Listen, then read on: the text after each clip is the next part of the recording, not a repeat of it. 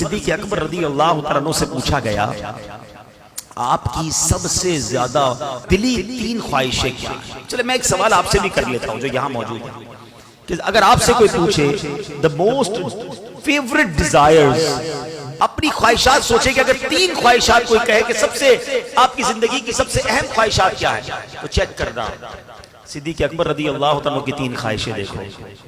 آپ کہتے ہیں میری تین زندگی کی سب سے بڑی خواہش ہے، کہتے ہیں پہلی ہے النظر الیک، دوسری ہے والجلوس بین یدیک، اور تیسری ہے وانفاق مال علیک۔ ہائے ہائے ہائے، کیا موتی جیسے الفاظ ہیں، معنی بعد میں بتاؤں گا، خالی عربی سنتے ہیں تو لطف آنے لگ گیا۔ عاشق اکبر کی باتیں ہیں نا، کہتے میری تین خواہشیں ہیں، بس اپنے آقا کو دیکھتا رہا، النظر الیک وانفاق مالی علیک، میں نبی پاک پر اپنا مال خرچ کرتا رہا، والجلوس بین یدیک، میں بس نبی پاک کے قدموں میں حاضر رہوں، میں ادھر ہی بیٹھا رہوں۔ اب دیکھو عاشق اکبر کی خواہشات تھی نا، اللہ نے یہ تینوں کیسے پوری کی ہیں؟ پہلی خواہش والنظر الیک، بس آقا کو دیکھتا رہا۔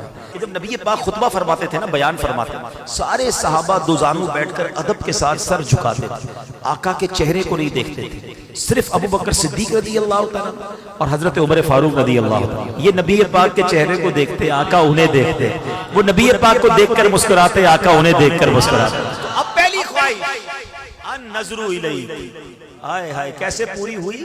کتابوں میں ایک جملہ میں نے پڑھا کہ وہ عبادت جو صدیق اکبر نے غار ثور میں نبی پاک کے دیدار والی عبادت کی نا، جب آقا گود میں تھے، ٹرائی ٹو انڈرسٹینڈ، ذرا ریئلائز کرو، جب کوئی کسی کی گود میں ہوتا ہے دیدار کیسا ہوتا ہے، آنکھیں کیسی دیکھی ہوں گی، ابرو کیسے دیکھے ہوں گے، داڑھی کیسی دیکھی ہوگی، پیارے آقا کے مبارک کان کیسے دیکھے ہوں گے، اور کتنا جی بھر کے دیکھا ہوگا۔ علماء کہتے ہیں جس وقت صدیق اکبر نبی پاک کا اس وقت جو دیدار کر رہے تھے، کائنات میں وہ عبادت کوئی اور نہیں کر رہا، صرف صدیق اکبر کو یہ مقام حاصل تھا کہ اس طرح نبی پاک کا دیدار نصیب ہوا۔ اللہ نے پہلی خواہش ایسے پوری کی۔ دوسری خواہش وانفاق مالی علیک، حضور آپ پر مال خرچ کرتا رہوں، بس میری یہ خواہش ہے۔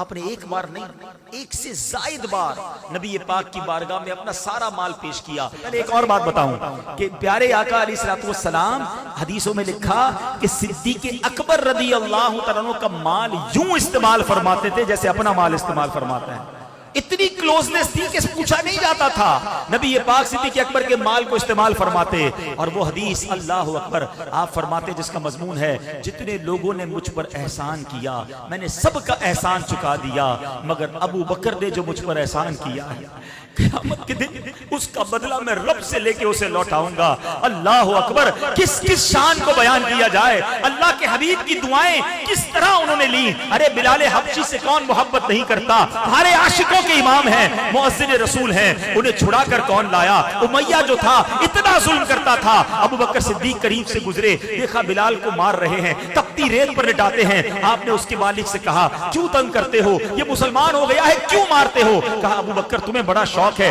خرید لو اسے، آپ نے بتاؤ کتنے پیسے لوگے؟ وہ تھوڑے پیسے بتاتا، آپ نے کہا اوکے، وہ اور پیسے بڑھاتا، آپ نے کہا ٹھیک ہے، وہ ڈیل ڈن کرتا، پھر پیسے بڑھا دیتا، وہ جتنے مانگتا رہا آپ بڑھاتے رہے، آخرکار ایک رقم پر فیصلہ ہو گیا۔ آپ نے جب پیسے دیے، امیہ پتہ ہے کیا کہتا ہے؟ کہتا ہے ابو بکر تم تو بڑے کاروباری تھے، تمہارے کاروبار کی میں نے بڑی باتیں سنی، تمہاری ڈیل بڑی زبردست ہوتی تھی، آج تم نے کیا کیا؟ جو مانگا تم نے دے دیا، بڑا مہنگا غلام خریدا ہے۔ اللہ اکبر، ابو بکر صدیق کہتے ہیں اے امیہ تم بلال کی قیمت کیا جانو، تمہیں کیا معلوم یہ کون ہے؟ ارے تم اس سے زیادہ مانگتے، میں تمہیں اتنے دیتا۔ جب خرید کر لاتے ہیں نبی پاک کے پاس، حضرت بلال کو آزاد کر کے لاتے ہیں، پیارے آقا کی بارگاہ میں پیش کرتے ہیں، حضور بلال آیا ہے، آپ کا سچا غلام آیا ہے، حضور آج آزاد ہو کر آیا ہے۔ اللہ کے نبی کیا کہتے ہیں؟ اے ابو بکر تھوڑے میرے پیسے بھی ملا لو، بلال کو آزاد کرنے میں جو تم نے رقم خرچ کی ہے میرا مال بھی اس میں شامل کر لو۔ صدیق اکبر کہتے ہیں حضور میرا مال آپ ہی کا تو ہے، حضور میرا سب کچھ آپ کا ہے۔ اللہ اکبر، کیا کیا کارنامے بیان کروں صدیق اکبر رضی اللہ تعالی عنہ کے۔ سنو تیسری خواہش والجلوس بین یدیک، کہتے حضور میری تمنا ہے کہ بس آپ کے قدموں میں زندگی گزرے، زندگی تو گزاری مگر جب وفات کا وقت قریب آنے لگا، آقا تو تشریف لے جا چکے تھے نا دنیا سے ہیں، مگر صدیق اکبر رضی اللہ تعالیٰ عنہ نے وصیت کیا کی، کہتے دیکھو جب میرا وصال ہو جائے نا تو میری میت کو نبی پاک کی بارگاہ میں لے جانا، روضے کے سامنے رکھ دینا اور یہ کہنا